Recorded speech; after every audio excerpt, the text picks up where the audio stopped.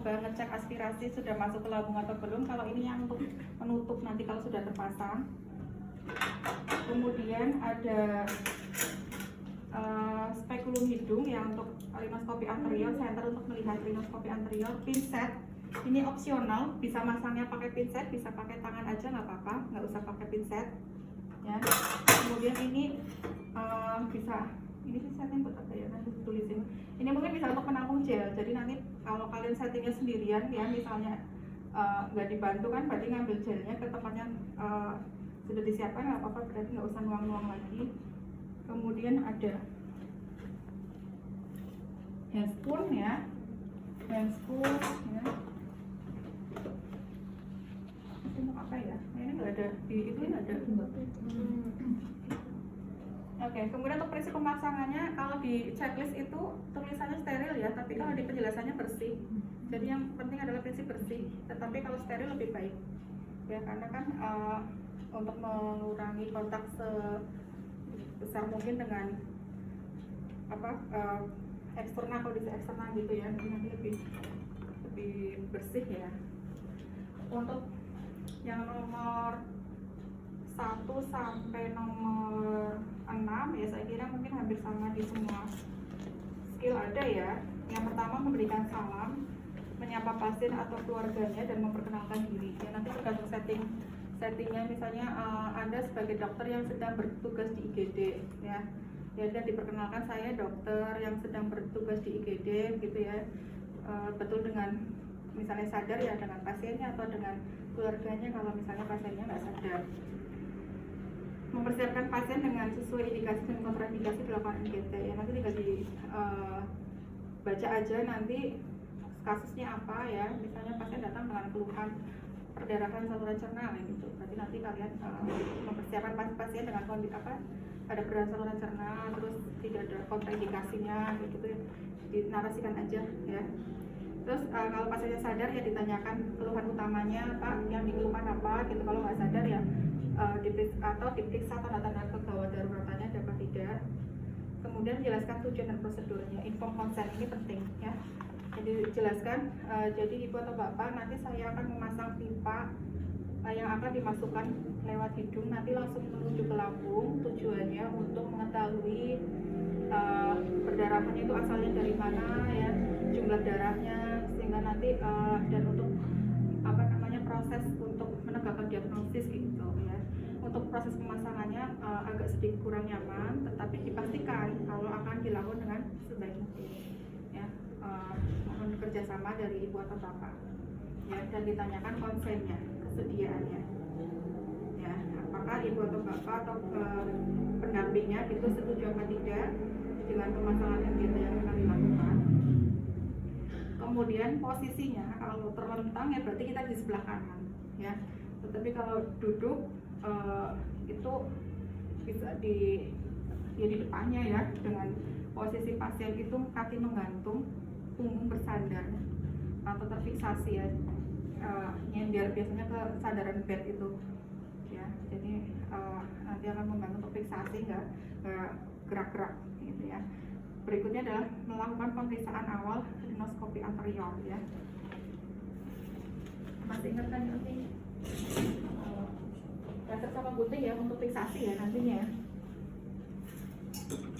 Karena itu mungkin nanti sudah terbuka ya, jadi nanti akan ditempatkan di mungkin ini banyak sekali. Ini ceritanya masih di plastik. Ya misalnya sudah dibuka atau misalnya itu ini ditempatkan di tempat yang bersih kayak gitu ya. Kemudian kita lakukan rinoskopi anterior.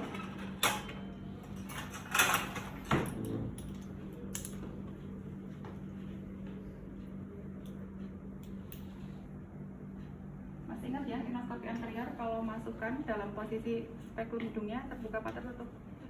Tertutup ya, baru dibuka di dalam. Lihat. Kemudian menariknya dalam posisi terbuka ya.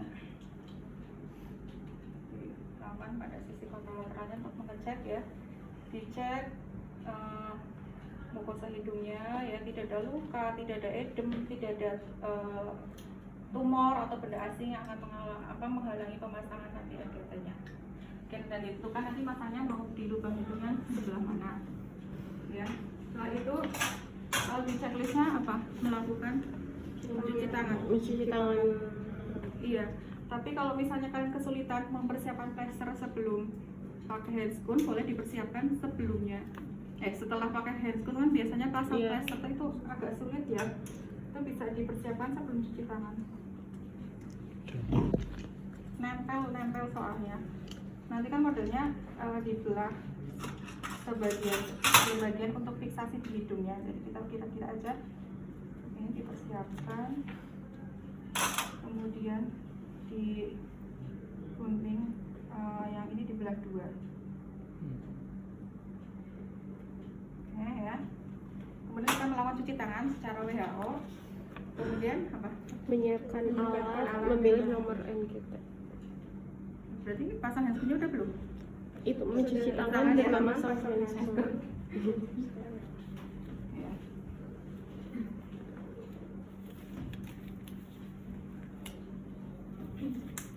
Agak sulit kalau pakai handscoon, udah pakai ini. Kalau masang langsung tuh memang mungkin lebih cenderung mudah ya, karena pakai checklist jadi memang urutannya tuh apa, habis ini apa gitu harus diperhatikan. Karena kita penilaiannya berdasarkan checklist. Ya, terus apa? Kemudian menyiapkan alat dan memilih nomor NGT. Ya, kita memilih nomor NGT yang kita sesuaikan ya. Rata-rata memang 16 ya, ini 16 dua-duanya. Nah, ini ada tulisannya sih. 16, kemudian kita ukur ya. Mengukur dan memberi tanda. Ya. Ukur, misalnya kita mau pasang NGT-nya dari ini hidung yang lubang hidung yang kiri. Kita ukur kayak gini ya. Kemudian kita lewatkan di belakang telinga melalui anulus mandibular sampai ke prosesus sifoideus. Ya. Ini sekitar 55. Ya, ini orang luar negeri ya, menekinnya orang luar ya. Kalau orang Indonesia biasanya 45 ya. Udah setelah itu yang ini biar nggak apa itu kita pasang gel ya, jadi olesi dengan gel. Untuk gel, makanya untuk memudahkan tadi pas persiapan alat juga kita sudah bisa tuangkan gelnya ya di foam gitu ya. Atau misalnya enggak ya ngambil, tapi menurut saya kalau lebih mudah kalau udah disiapkan itu. Saya ada yang nanya ini bohong-bohongan apa beneran gitu, beneran aja nggak apa-apa ya. Mesti ada pertanyaan kayak gitu, itu nanti di beri gel paling nggak separuh dari yang akan kita masukkan tadi ya, beri gel. Karena kalau ini nggak dipakai gel sulit ya. Dan setelah itu apa checklistnya? Memberitahukan bahwa truk segera akan dimasukkan. Ini nggak pakai pinset ya, karena nanti saya akan memasukkan pipa melalui hidung, relax aja ya. Ya, memasukkannya dalam posisi agak ekstensi ya, kepalanya agak jengah sedikit ya. Kemudian nanti kalau kira-kira sudah menyentuh ke nasofaringnya, diminta agak menunduk ya. Ya Pak, saya masukkan ya. Relax aja sambil bernapas lewat mulut. Ya. Oke, sampai di ujung hidung tuh kira-kira diangkat berapa?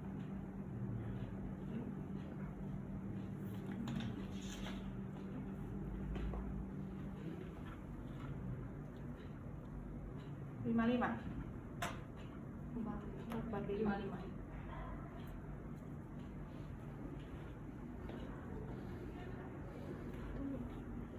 Nanti disuruh menunduk ya. Ini memang kalau itu nggak sulit. Sudah bisa ya? Tidak bisa untuk tidak bisa.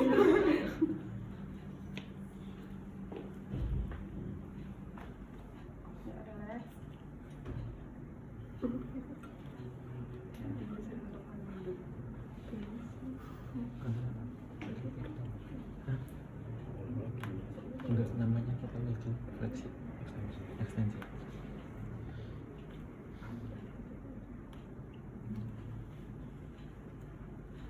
Ya, ini yang nggak nggak 55 persis lah, makanya kayak gini ya udah sampai. Kelihatan.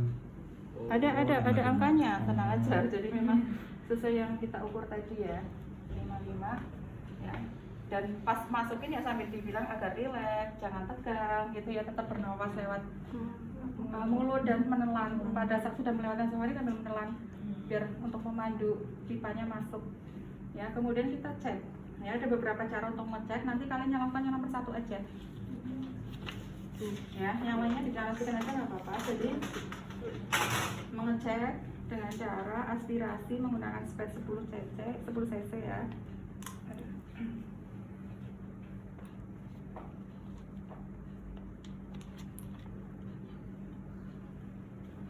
Ya. Kalau isinya ada cairan lambung berarti masuk. Ya. Metode berikutnya adalah dengan cara memasukkan ke baskom yang isinya air. Kalau ada gelembung udara berarti masuknya ke paru-paru, berarti nggak masuk. Harusnya tidak ada gelembung udara.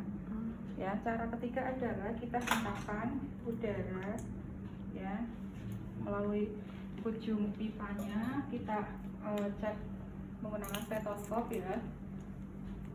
Ya, pada saat ini di lambungnya kita hentakan, dan pas pada saat kita dorong ada suara udara masuk di lambung, itu berarti masuk. Kalian pakai yang cara pertama aja, salah satunya aja, enggak ya. Udah ya, kalau memang sudah masuk kita fiksasi ujungnya ya. Ya, kalau gini aman.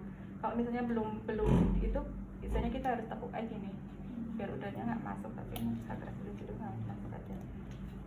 Ya, kemudian kita fiksasi ya. Biasanya kalau pakai ini mana agak sulit. Biasanya bentuk kuku-kuku ya, bentuk makan di hidung kayak gini. Ini yang dibelah diletakkan di hidung, dorsum hidung, dorsum nasi kanan kiri. Boleh nggak dilepas? Boleh. Itu kan sulit kan? Ya. Tapi kalau misalnya dilepas boleh nggak? Susah. Udah kasih aja. Berarti emang Coba nanti kalau kalian bisa sebenarnya bisa sih, bisa apa namanya tetap pakai handscoon pada saat itu. Kalau misalkan pakai 2 plester tapi disiram itu bisa nggak dok? Pakai 2 plastik disilang. ya, kayak kupu-kupu ya. Ete ya. Oh, di sininya ya. Coba nanti kalian peragakan ya. Iya. Heeh.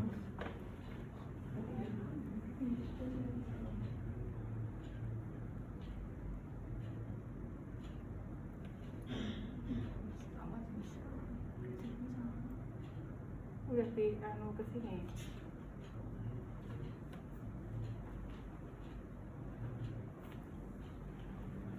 Kayak gini sih untuk fiksasinya. Kalau ada kan sama, hampir sama ya. Ya udah, pemasangannya sudah selesai, diberitahukan ke pasiennya, cuci tangan. Simpel kan sebenarnya ya, cuma kan ada checklistnya jadi kelihatan panjang gitu. Dan nanti kalau misalnya mau masukin makanan itu biasanya ya, kalau mau masukin makanan disiapkan dalam suatu mangkok atau cangkir ya. Kalau kita mau lepas di ini dulu, ditekuk ya biar nggak masuk udaranya, kemudian kita masukkan ke cangkirnya di kayak gini, nanti otomatis akan jalan sendiri masuk ke dalam. Oh, Itu ya. Kalau nutrisi oral yang pakai NGT itu kayak gitu ya. Dan nanti kalau misalnya udah ya, susu atau bubur sari yang cair kayak gitu udah masuk, nanti didorong pakai ambil air putih bersih buat dorong ke dalamnya biar nggak ada sisa di selangnya, kan bisa bikin jamur atau apa kalau ada sisa makanan di sini ya. Terus nanti kalau misalnya udah ditutup lagi ya, ditutup lagi seperti itu ya. Terus kalau mau untuk menampung ya dihubungkan pakai misalnya bekas infus atau apa yang untuk menampung, kalau misalnya untuk menampung aspirasi atau cairan atau perdarahan gitu ya. ya udah ini bisa dipertahankan selama pasien itu memang belum bisa untuk memasukkan nutrisi secara langsung lewat oral. Kalau pasiennya sadar ya, misalnya refleksnya bagus, dikenalkan mulai makan pelan-pelan ya gitu sebelum ini memang dilepas total. Ya, jadi sambil pakai NGT ya sambil pelan-pelan mungkin minum pakai sedotan, pakai sendok gitu. Kalau pasiennya sadar, kalau memang pasiennya nggak sadar ya udah harus memang satu-satunya jalan memasukkan makanan oralnya lewat ini apa NGT gitu ya. Yang mau ditanyakan? Itu berarti selama pakai NGT pasiennya itu nafasnya dari mulut. Nafas dari hidung bisa, hidung yang satunya kan berarti kan memang ada ya apa sedikit dari yang kanan kan bisa nggak nyaman yang jelas. Dan kalau udah mulai sadar tuh biasanya kan pasien antara sadar sama enggak itu biasanya berontak loh, narik NGT-nya biasanya diikat pasien kalau di rumah sakit itu.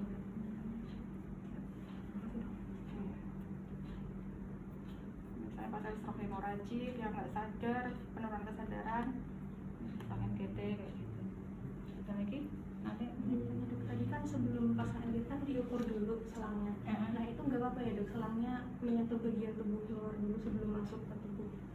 iya, harusnya sih memang nggak nyentuh ya, karena apa namanya kita meminimalisir kontak ya. Walaupun prinsipnya bersih ya, kita nggak nyentuh ya. Coba diusahakan nggak nyentuh, nyentuh ya.